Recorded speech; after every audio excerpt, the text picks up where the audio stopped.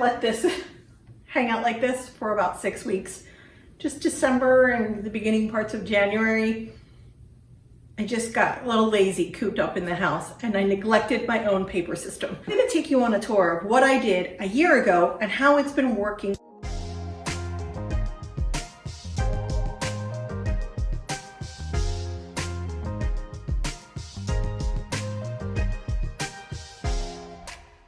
I'm gonna start with a category that most of us have. Life documents. This is where I keep mine. Life documents are certificates, marriage certificates, social security cards, birth records, the kinds of things that are difficult to replace and are life identity documents. I keep ours in a fireproof, waterproof document bag. This one specifically. We could grab this if we had to get out of the house quickly. We could grab this and go.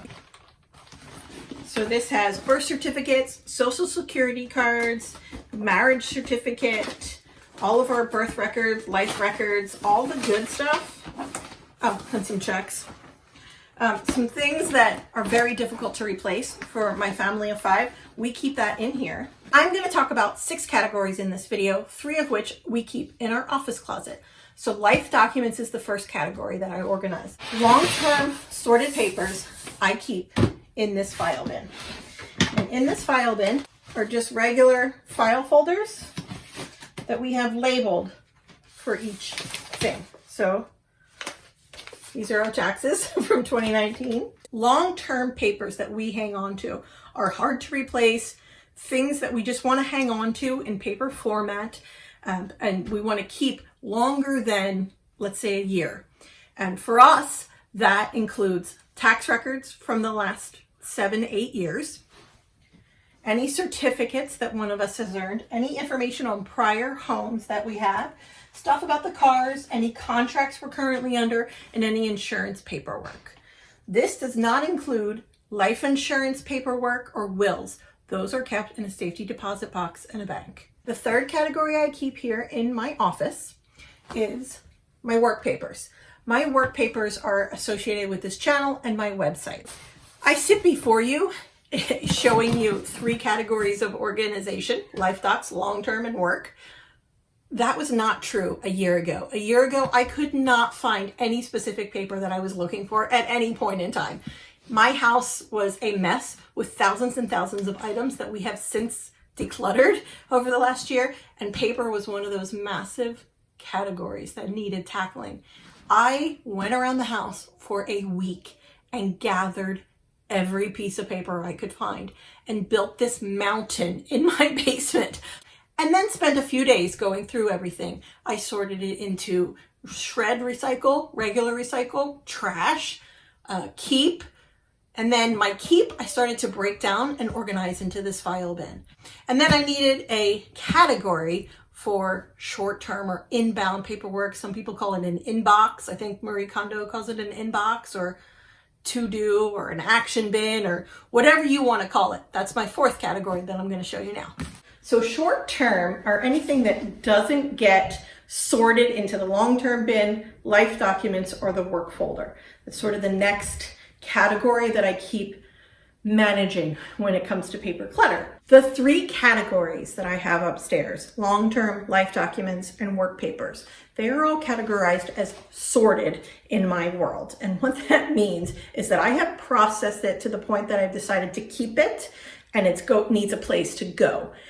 In my closet, that is one spot. All of those things are together.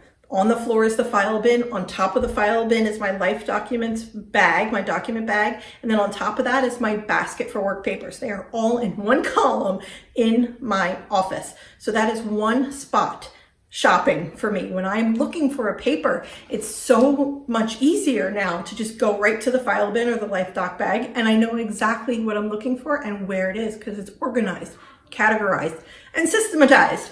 And so it's all there in one spot. That's one tip I would give you for managing your ongoing paper clutter. I'm going to have some more tips that I'm pulling together in a video in a couple of days. So if you're new here, please subscribe, stick around for that. This video is also part of the Clutter-free January playlist for paper. Lots of ladies have been posting really helpful videos on this playlist, so please check it out below. Thank you to Dawn at The Minimal Mom for pulling us all together and building that mega playlist for managing your paper clutter. There are two more categories that I want to talk about in this video.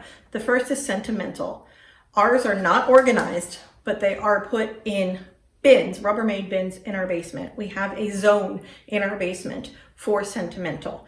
Papers are falling into there. It's not one bin for sentimental papers. Everything is mixed up. It is not organized down there. It's just one zone that keeps all of our sentimental stuff right now. So that's where all of our sentimental papers live. I did want to bring that up because a lot of us have those, and I wanted to share with you how I manage that sentimental paper clutter. The last category I want to share with you is kids' paperwork. And for us, that includes homeschool as well as kids' art or whatever else kids create on paper that you want to save. For us in homeschool, we have to file with the state, whatever state it is we're living with at the time, because we're Navy family. So I have binders that I keep all of their school records in one binder per year per kid. And then all of those binders then live in a bin in the basement right now. So that's just, it kind of falls into sentimental after a little while. This year's records are kept in binders, or I don't even have those right now. My kids have a color assigned to them. My daughter's is red.